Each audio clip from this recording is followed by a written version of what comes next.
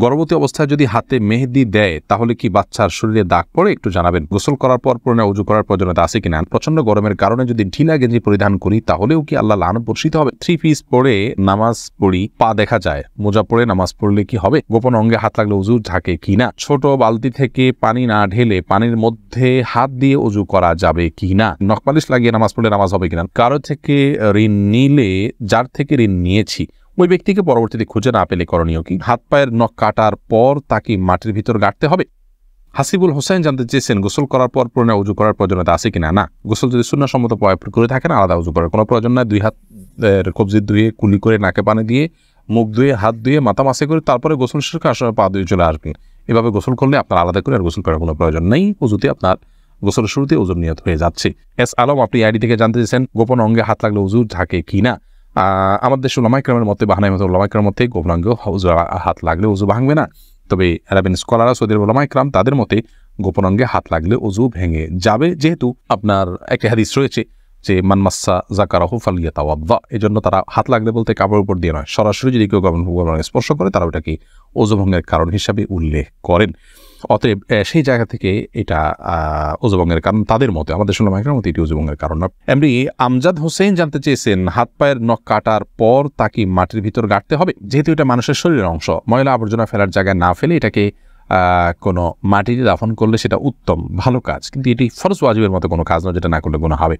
উচিত, করতে পারলে ভালো হয়। ফারজানা রহমান শারমিন জানতে চেয়েছেন প্রচন্ড গরমের কারণে যদি ঢিলা গেঞ্জি পরিধান করি তাহলেও কি আল্লাহ লানত বর্ষিত হবে? বোন ফারজানা, যদি বাসা বাড়িতে আপনি পড়েন তাহলে তো আল্লাহ লানত বর্ষিত হওয়ার কোনো প্রশ্নই ওঠে না। যদি গায়ে মহারামের সামনে এসে পড়ে না যান, আপনি বাসাটা পড়ার পর উপর দিয়ে পাতলা না পরে নেন যাতে আপনার সৌন্দর্য প্রকাশিত না হয় গায়ে মহারামদের সাথে, এরকম যদি চলেন তাহলে কোনো অসুবিধা নেই বাসা বাড়িতে। আর বাসা বাড়ির বাইরে যদি আপনি যান তাহলে সেক্ষেত্রে বোরকার নিচে যদি আপনি এ ধরনের পোশাক পরেন কোনো অসুবিধা নেই ইনশাআল্লাহ বিদিনিল্লাহ। অর্থাৎ আপনার পর্দা বাইরে যখন যাবেন পর্দা মেনটেন করতে হবে। গরম এর কষ্ট যত বেশি জাহান্নামের গরমের কষ্ট তার চাইতে অনেক বেশি। অতএব পর্দা লঙ্ঘন যেন না হয়, পরপুরুষের সামনে যাতে আপনার পর্দা লঙ্ঘিত না হয় সে বিষয়টা আপনি খেয়াল করবেন। এছাড়া বাকি অবস্থাতে আপনি করতে পারেন। এমনি ইফতিখার শুভ আপনি জানতে চেয়েছেন নখপালিশ লাগিয়ে নামাজ পড়লে নামাজ হবে কিনা? নখপালিশ লাগিয়ে যদি আপনি ওযু করেন তাহলে ওযু হবে না, আর ওযু না হলে নামাজ হবে না। অতএব বলতে পারেন নখপালিশ লাগিয়ে ওযু করে নামাজ পড়লে নামাজ হবে না। কিন্তু যদি ওযু অবস্থায় নখপালিশ লাগিয়ে আপনি নামাজ পড়েন ওযু অবস্থায় তাহলে ওই নামাজটা হবে। পরবর্তীতে আবার যখন নামাজের সময় হবে বা ওযু ভাঙবে তখন আপনাকে নখপালিশ রিমুভ করে তারপর ওযু করতে হবে, অন্যথায় এটি জায়েজ হবে না। মা বোনরা মাসিকের দিনগুলোতে নেল পালিশ ইউজ করতে পারেন, কোনো অসুবিধা নেই, যেহেতু তখন নামাজের অপশন তাদের নাই। কিন্তু পরবর্তীতে আবার নামাজ যখন শুরু হবে তার আগে তাদেরকে সেটি রিমুভ করে নিয়ে তারপর ওযু করে নামাজ পড়তে হবে। কারজাই এর দিকে আপনি জানতে চেয়েছেন কারো থেকে ঋণ নিলে যার থেকে ঋণ নিয়েছি ওই ব্যক্তিকে পরবর্তীতে খুঁজে না পেলে করণীয় কি? যদি কোনোভাবে খুঁজে পাওয়া না যায় এবং আশাও ছেড়ে দেন তাহলে সেক্ষেত্রে সেই ঋণের টাকা আপনি যে কোনো গরিব মানুষকে, অসহায় মানুষকে আপনি দান করে দিবেন বা কল্যাণমূলক খাতে দান করে দিবেন ওই ব্যক্তির তরফ থেকে, প্রাপকের তরফ থেকে, তাই আপনি দায়মুক্ত হবেন ইনশাআল্লাহ। মোহাম্মদ আরাফাত ইসলাম জানতেছেন ডান হাতে খাবার গ্রহণের সময় প্রয়োজনে কি বাম হাতে পানি পান করা যাবে? প্রয়োজনে বলতে কি, ডান হাতে পানি পান করা উচিত, খাবার গ্রহণ করা উচিত। ইভেন আপনার খাবার খেলে আঙ্গুল চেটে তারপরে আপনি ডান হাতে ধরে খাবেন। যদি আমাদের দেশে ওলামা ইকরাম বলেন যে বাম হাতে আপনি পানির পাত্র ধরলেন, ডান হাত দিয়ে ঠেক দিলেন, তার মানে 2 হাত ধরে খালেন, এটা জায়েজ আছে, এটা একটা পন্থা মাত্র, কিন্তু সবচেয়ে উত্তম হয় সরাসরি ডান হাতে খাওয়া। সেক্ষেত্রে খাবার লেগে যাওয়ার যে ভয় থাকে গ্লাস ইত্যাদিতে, সেটা থেকে বাঁচার জন্য আপনি পরিষ্কার করে নেবেন, আলতো করে ধরবেন, কিন্তু ডান হাতে খাওয়া উচিত, পান করা উচিত, যেহেতু হাদিসে সুস্পষ্টভাবে ডান হাতে খাওয়া পান করার নির্দেশ রয়েছে। শিখা ইসলাম আপনি জানতেছেন 3 পিস পরে নামাজ পড়ি, পা দেখা যায়, মোজা পরে নামাজ পড়লে কি হবে? পায়ের পাতা ঢাকতে হবে কিনা মেয়েদের নামাজের জন্য মধ্যে এটা নিয়ে মত পার্থক্য আছে। অনেক উলামায়ে কেরাম এটাকে শর্ত করেছেন। আমি ব্যক্তিগতভাবে এই মতটা চাইতে যারা বলেন যে পায়ের পাতা, পাতা বলতে পায়ের পাতার তলের অংশ এটা ঢাকার শর্ত দিয়ে থাকেন, তাদের মতটাকে আমি সমর্থন করি না।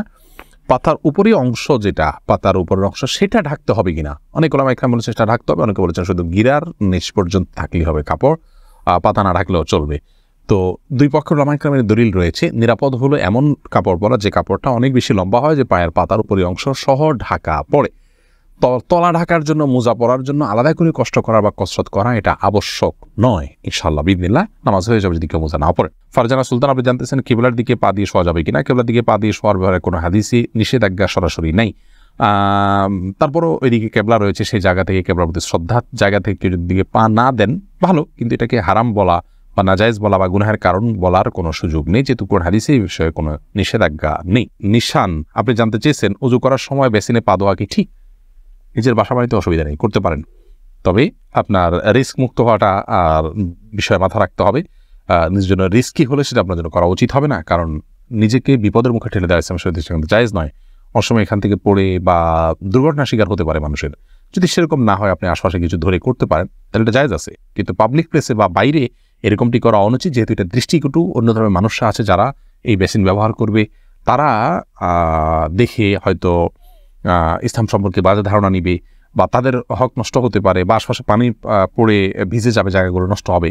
সেই জায়গা থেকে পাবলিক প্লেসে এমনটি না করা উচিত, কিন্তু করলে ওযু হয়ে যাবে। ফারিয়া এনামুল, আপনি জানতে চেয়েছেন ছোট বালতি থেকে পানি না ঢেলে পানির মধ্যে হাত দিয়ে ওযু করা যাবে কি না? যাবে। হাত দিয়ে কোষ করে উঠিয়ে আগে হাত ধোবেন 3 বার, এরপরে আবার আপনি কোট দিয়ে স্বাভাবিকভাবে ওযু করতে পারেন, কোনো অসুবিধা নেই। নবী সাল্লাল্লাহু আলাইহি ওয়াসাল্লাম এই পদ্ধতিতে ওযু করেছেন। আনাবিয়া বাহার নুসরাত, আপনি জানতে চেয়েছেন নামাজের ভিতর বারবার থুতু ফেললে কি নামাজ ভেঙে যাবে? নামাজের ভিতরে বারবার কেন থুতু ফেলবেন? যদি এটা বারবার করতে থাকেন, এটা আপনি নামাজে আসেন কি নাই এরকম সন্দেহ, একজন বাহিরের দর্শক আপনার দিকে তাকিয়ে এরকম সন্দেহ যে তার ভিতরে উদ্রেক হওয়ার মতো আপনি এত বেশি বারবার থুতু ফেলেন, তাহলে তো নামাজ হবে না। আর যদি এরকম না হয়, তাহলে এটা নামাজের হয়তো আপনি মাঝে মধ্যে ফেললেন, কিন্তু নামাজের যে ভঙ্গিমা আছে সেটার মধ্যেই থেকে ফেললেন, তাহলে আপনার নামাজ হয়ে যাবে, কিন্তু তাতেও নামাজের অঙ্গহানি হবে, মান নষ্ট হবে। মাঝে মধ্যে আপনি বাধ্য হলেন ফেলতে, সেটা যদি আপনি ফেলেন যথাযথ উপায়, যেমন আপনি টিস্যুতে ফেললেন, মুখে পোকা ঢুকে গেছে কথা বা এই জাতীয় কিছু, সেটা জায়েজ আছে, কিন্তু প্রায় বা বারবার এরকম করা উচিত নয়, জায়েজ নয়। লালপুরি আড়ি থেকে আপনি প্রশ্ন করেছেন গর্ভবতী অবস্থায় যদি হাতে মেহেদি দেয় তাহলে কি বাচ্চার শরীরে দাগ পড়ে? একটু জানাবেন। বোন, এটি সম্পূর্ণ কুসংস্কারের জন্য একটি বিশ্বাস। আমাদের দেশে অনেকে এরকমটি মনে করে যে গর্ভবতী অবস্থায় যদি গর্ভবতী অবস্থায় যদি এরকম কোনো কিছু করা হয়, মেহেদি হাত দেওয়া হয়, তাহলে সেক্ষেত্রে বাচ্চার ক্ষতি টতি হয়। এগুলো সম্পূর্ণ ভুয়া কথা, ভিত্তিহীন কথা। এগুলো বিশ্বাস করা ইমানের সাথে সঙ্গতিপূর্ণ নয়, শিরকে আসগার হয়ে যেতে পারে এই ধরনের বিশ্বাস। অতএব এই ধরনের বিশ্বাস আমাদের রাখা উচিত নয়, কোনো রকম ক্ষতি হবে না ইনশাআল্লাহ বিদিনিল্লাহ। আকলিমা আখি, আপনি জানতে চেয়েছেন মুসলমান মেয়েরা ধুতি সালোয়ার পরতে পারবে কি না? এটা পরা উচিত নয়।